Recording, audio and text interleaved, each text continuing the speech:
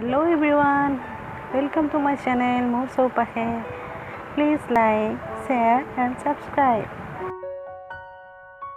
কেতিয়াবা বৰষুণৰ বতৰত আবেলি জ্বলা নিমখীয়া কিবা এটা খাবলৈ মন নাযায় ন, গতিকে মই আজি আটাৰে এটা টেষ্টি পকৰি বনাই ল'লোঁ। বলকচোন কেনেকৈ বনালোঁ চাই লওঁ।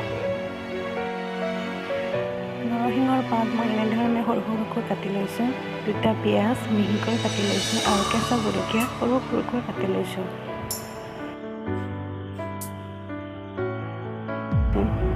আপুনি নৰসিংহ পাত ইচ্ছা কৰিলে নিদিবও পাৰে, মোৰ আছিল কাৰণে মই দি দিছোঁ। মই আটা লৈছোঁ আৰু সৰু চামুচেৰে অকণমান চৌদা লৈছোঁ। এইখিনিত মই এতিয়া কাটি থোৱা পিঁয়াজখিনি, নৰসিংহ পাতখিনি, কেঁচা জলকীয়াখিনি দি দিম। সোৱাদ অনুসৰি ইয়াত অকণমান নিমখ দি ভালদৰে মিলাই ল'লোঁ।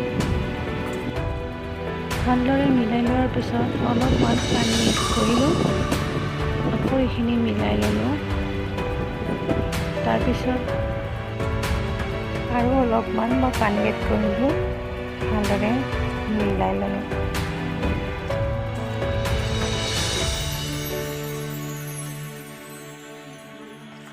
গোটেইখিনি মিলি যোৱাৰ পিছত পকৰীৰ এই বেটাৰখিনি ৰেডি হৈ গ'ল।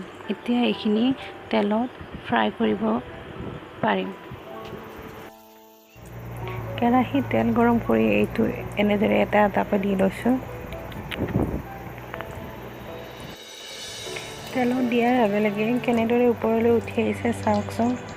মই লুটিয়াই ল'লোঁ আটাকেইটা ভালদৰে।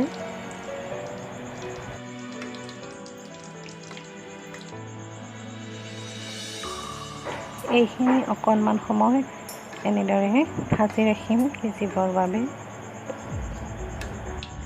অকণমান ৰঙা পৰাৰ পিছতে মই এইখিনি নমাই লওঁ। একেবাৰে সহজ পদ্ধতিতে, অতি সহজতে তৎক্ষণাত ঘৰতে বনাই ল'ব পৰা এটা ৰেচিপি। আপোনালোকে ট্ৰাই কৰি চাব।